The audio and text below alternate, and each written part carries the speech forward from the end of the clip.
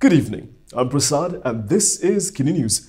Pakatan National has found an issue to weaponize against Anwar Ibrahim and his administration. If this issue isn't handled carefully, no doubt it could hurt Harapan and BN further when the state elections come. Today, Anwar Ibrahim was called reckless for his handling of the Allah issue appeal withdrawal. Prime Minister Anwar Ibrahim's decision to withdraw the government's appeal in the Jill Ireland case regarding the use of the word Allah has drawn criticism from opposition leader Hamzah Zainuddin. Hamzah stated that Anwar should have been more knowledgeable and not suggest that the ruling only applied to Sarawak. Hamzah, a former Home Minister, emphasized that the seizure of 8 CDs in the Ireland case occurred at the low-cost carrier terminal in Sepang, not in Sarawak. He also pointed out that the court's 3 reliefs were not limited to Sarawak either. Expressing his disappointment, Hamzah stated that Anwar's recklessness and lack of understanding of the court decision were evident. He reminded Anwar of his involvement in a cabinet committee back in 1986, which studied Islamic terms that should not be used in the Bible. Hamzah further questioned whether the government had consulted the Malay rulers, who are the heads of Islam, before withdrawing the appeal. He also raised concern about the consultation with religious councils of Selangor, the Federal Territories and Kedah. The Selangor Islamic Religious Council had previously accused Putrajaya of acting unilaterally. Earlier this week, Anwar defended the withdrawal, stating that it only affected Sarawak and mentioned that the government would present a proposal to the Conference of Rulers regarding the enforcement of the word Allah. DAP has dismissed Muhyiddin Yassin's claim that the party had a hand in the Jill Ireland case settlement. DAP Secretary-General Anthony Loke has dismissed Muhyiddin Yassin's claim that a DAP minister approached him during his tenure as Home Minister to settle the Jill Ireland case out of court. Loke called Muhyiddin Yassin's actions of linking DAP to the issue unfair and clarified that the decision was made by the Cabinet, not at DAP's request. Loke emphasized that he was also a member of the Cabinet at the time and never raised the issue. He stated that the decision to resolve the issue outside the court process was made collectively by the Cabinet, and Muhyiddin might not have been present during the relevant Cabinet meeting. Loke further criticized the blame placed on DAP, stating that the PN's strategy revolves around playing up racial and religious sentiments. He highlighted that the Cabinet upholds the principle of handling religious issues sensitively and stands firm by defending the position of Islam and the Federal Constitution. Meanwhile, Muhyiddin maintains his stance that the Home Ministry wanted Ireland's case to be settled in court. In a game of Name That Minister, DAP chairperson Lim Guan Eng has thrown down the gauntlet to Bersatu President Muhyiddin Yassin. Lim wants Muhyiddin to spill the beans and reveal the DAP minister who allegedly tried to settle the Jill Ireland case out of court. DAP chairperson Lim Guan Eng has called on Bersatu President Muhyiddin Yassin to name the DAP minister who had tried to get the Jill Ireland case settled out of court. He said this in response to Muhyiddin's claim that it had occurred during his tenure as Home Minister under the first Pakatan Harapan government. Speaking to Malaysia Kini, Lim said if Muhyiddin fails to mention who the minister is, he is a liar and a coward. He added that DAP ministers of the then Harapan government were busy with their own respective portfolios, none of which covered the Ireland case.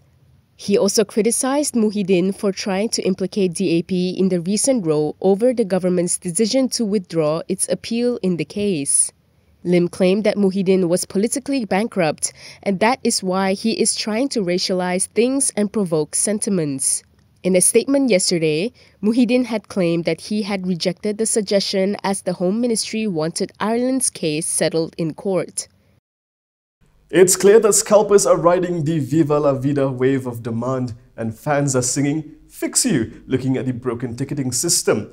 From PlayStation 5s to sneakers and now Coldplay concert tickets, scalpers really know how to ruin everyone's day. And hopefully Fahmi Fadzil can ruin theirs soon. The exorbitant resale prices of Coldplay concert tickets have caught the attention of Communications and Digital Minister Fahmi Fadzil, who expressed his concerns on social media. In a tweet yesterday, he said scalpers, profiting is excessive and he will raise this matter with the Domestic Trade and Cost of Living Minister. Fahmi's comments came after reports emerged that scalpers were selling tickets at outrageous prices. For instance, a Cat 1 ticket with an original price of 1,288 ringgit was found being resold for a staggering 43,200 ringgit. To verify these claims, we conducted checks on popular online marketplaces, Mudah and Carousel. Our investigation revealed that several users are attempting to resell tickets at significantly higher prices than their original value. One Carousel user who goes by the username SensualU is selling 3 1,288 tickets with a 250% markup. It's clear that scalpers are taking advantage of the huge demand for Coldplay's concert.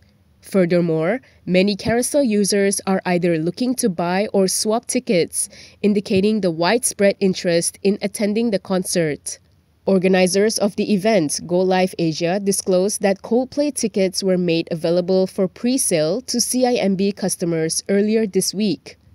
The pre-sale attracted an astonishing 400,000 buyers, overwhelming the ticketing website. As a result, many eager fans had to endure hours of waiting before finally being able to secure a ticket. Interestingly, there were no limits on the number of tickets individuals could purchase, and there was no system in place to prevent the transfer of tickets. Coldplay, the multi-platinum and multi-award-winning British band, is set to visit Malaysia in November as part of their highly anticipated Music of the Spheres World Tour. We've all seen our fair share of pathetic prank videos. Anything for views, right? But how desperate must you be if your prank involves collecting donations by mentioning Kedah Menteri Besar Sanusi Nur's name? Saya daripada Kedah, saya datang sini nak minta sumbangan sikit. Sorry I rushing. Sekarang ni, you kena tak Sanusi? Tak kena.